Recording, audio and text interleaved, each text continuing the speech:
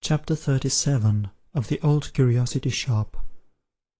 The Old Curiosity Shop by Charles Dickens. Chapter 37. The single gentleman, among his other peculiarities, and he had a very plentiful stock, of which he every day furnished some new specimen, took a most extraordinary and remarkable interest in the exhibition of Punch. If the sound of a Punch's voice, at ever so remote a distance, reached Bevis Marks, the single gentleman, though in bed and asleep, would start up, and, hurrying on his clothes, make for the spot with all speed, and presently return at the head of a long procession of idlers, having in the midst the theatre and its proprietors. Straightway, the stage would be set up in front of Mr. Brass's house. The single gentleman would establish himself at the first-floor window, and the entertainment would proceed, with all its exciting accompaniments of fife and drum and shout, to the excessive consternation of all sober votaries of business in that silent thoroughfare. It might have been expected that when the play was done both players and audience would have dispersed, but the epilogue was as bad as the play, for no sooner was the devil dead than the manager of the puppets and his partner were summoned by the single gentleman to his chamber, where they were regaled with strong waters from his private store, and where they held with him long conversations, the purport of which no human being could fathom. But the secret of these discussions was of little importance. It was sufficient to know that while they were proceeding, the concourse without still lingered round the house, that boys beat upon the drum with their fists and imitated Punch with their tender voices, that the office window was rendered opaque by flattened noses, and the keyhole of the street door luminous with eyes, that every time the single gentleman or either of his guests was seen at the upper window, or so much as the end of one of their noses was visible, there was a great shout of execration from the excluded mob, who remained howling and yelling and refusing consolation, until the exhibitors were delivered up to them to be attended elsewhere. It was sufficient, in short, to know that Bevis Marks was revolutionized by these popular movements, and that peace and quietness fled from its precincts. Nobody was rendered more indignant by these proceedings than Mr. Sampson Brass, who, as he could by no means afford to lose so profitable an inmate, deemed it prudent to pocket his lodger's affront along with his cash, and to annoy the audiences who clustered round his door by such imperfect means of retaliation as were open to him, and which were confined to the trickling down of foul water on their heads from unseen watering pots, pelting them with fragments of tile and mortar from the roof of the house, and bribing the drivers of hackney cabriolets to come suddenly round the corner and dash in among them precipitately.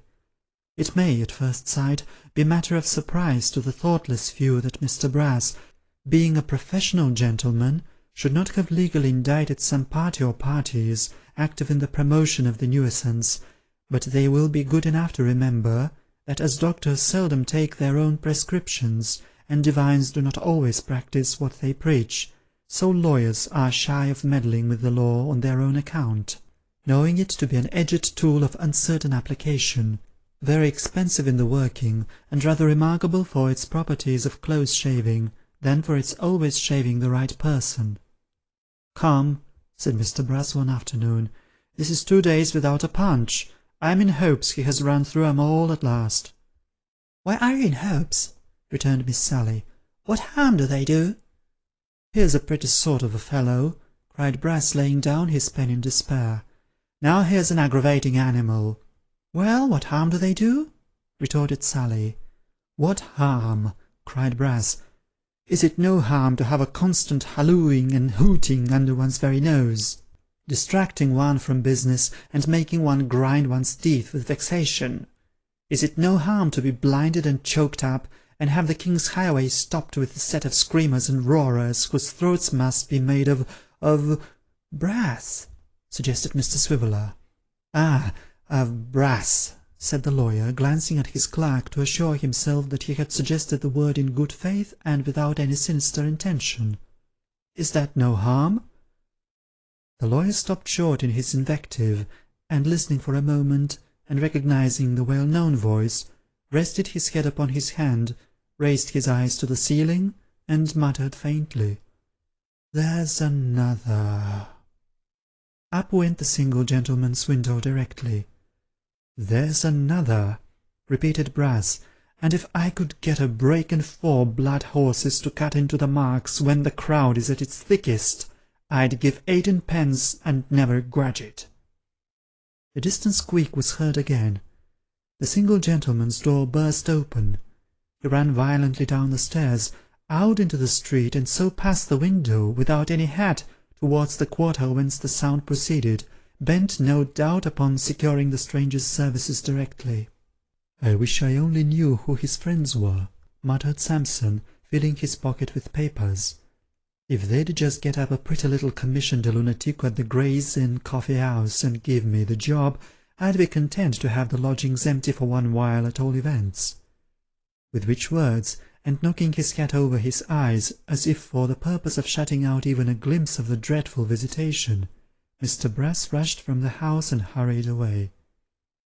As Mr. Swiveller was decidedly favourable to these performances, upon the ground that looking at a punch, or indeed looking at anything out of window, was better than working, and as he had been, for this reason, at some pains to awaken in his fellow clerk a sense of their beauties and manifold deserts, both he and Miss Sally rose as with one accord, and took up their positions at the window, upon the sill whereof, as in a post of honour, sundry young ladies and gentlemen who were employed in the dry nurture of babies, and who made a point of being present with their young charges on such occasions, had already established themselves as comfortably as the circumstances would allow. The glass being dim, Mr. Swiveller, agreeably to a friendly custom which he had established between them, hitched off the brown head-dress from Miss Sally's head, and dusted it carefully therewith. By the time he had handed it back, and its beautiful wearer had put it on again, which she did with perfect composure and indifference, the lodger returned with the show and showman at his heels, and a strong addition to the body of spectators.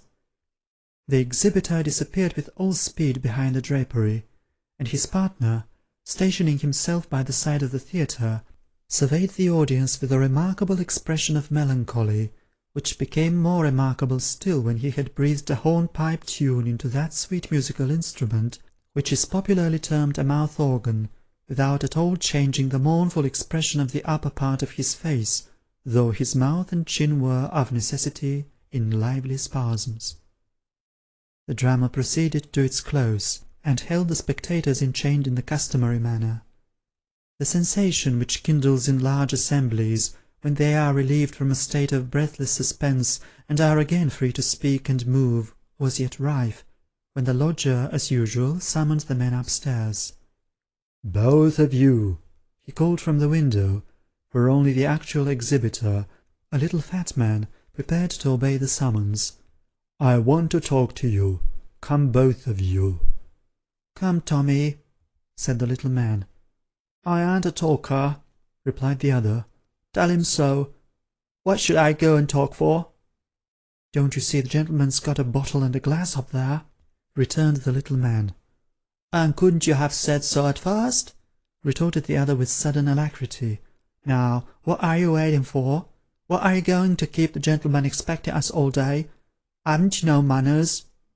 With this remonstrance, the melancholy man, who was no other than Mr. Thomas Codlin, pushed past his friend and brother in the craft, Mr. Harris, otherwise Short or Trotters, and hurried before him to the single gentleman's apartment. "Now, my men," said the single gentleman, "you have done very well. What will you take?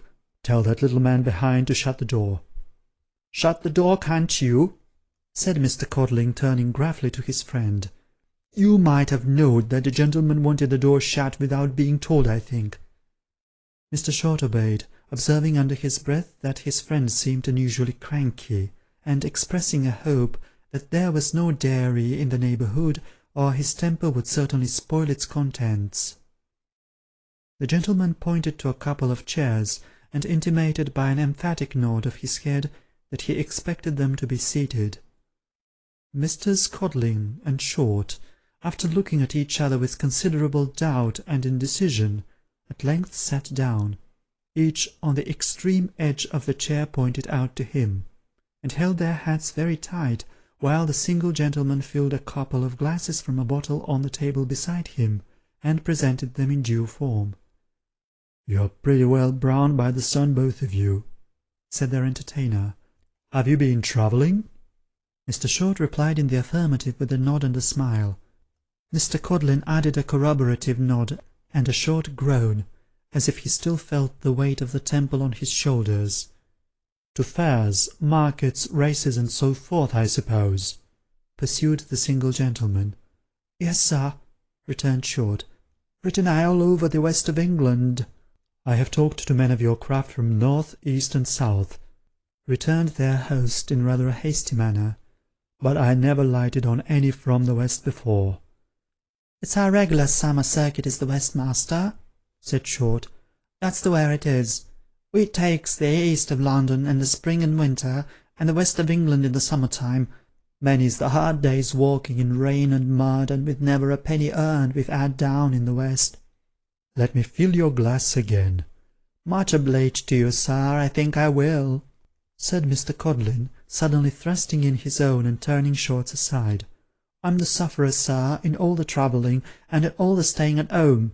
In town or country, wet or dry, hot or cold, Tom Codlin suffers. But Tom Codlin isn't to complain for all that. Oh, no. Short may complain, but if Codlin grumbles by so much as a word, oh dear, down with him directly. It isn't his place to grumble. That's quite out of the question." "Codlin ain't without his usefulness," observed Short with an arch look, "but he don't always keep his eyes open. He falls asleep sometimes, you know.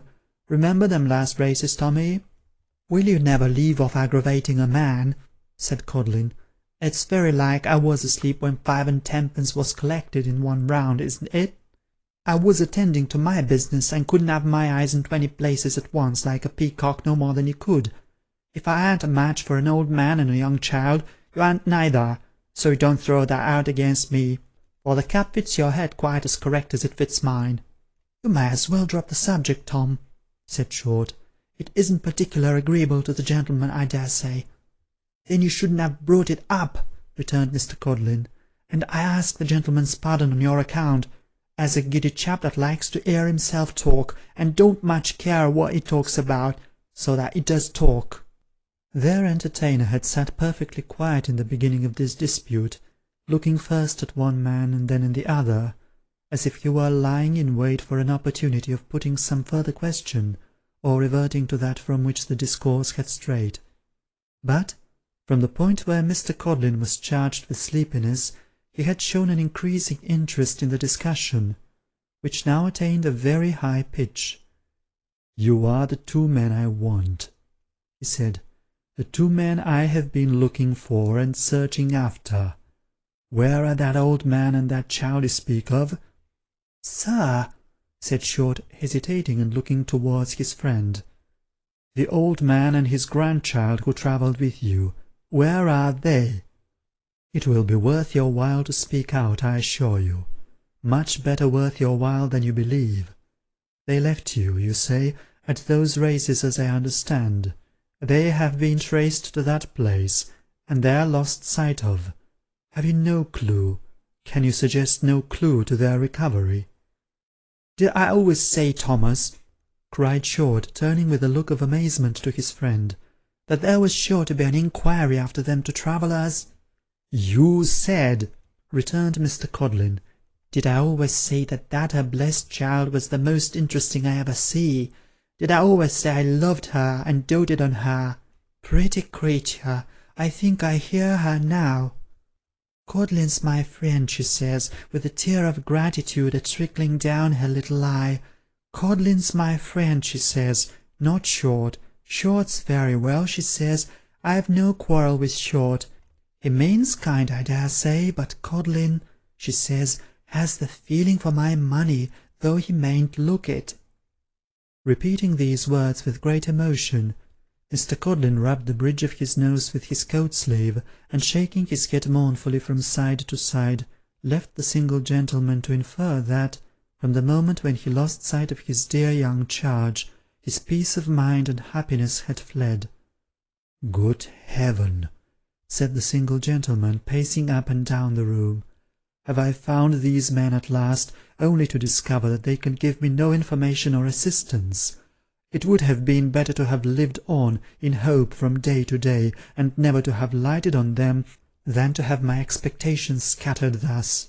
"Stay a minute," said Short. "A man of the name of Jerry. You know Jerry, Thomas?" "Oh, don't talk to me of Jerrys," replied Mr. Codlin. "How can I care a pinch of snuff for Jerrys when I think of that 'ere darling child? Codlin's my friend, she says, dear, good, kind Codlin, as is always a devising pleasures for me. I don't object to Short, she says, but I cotton to Codlin.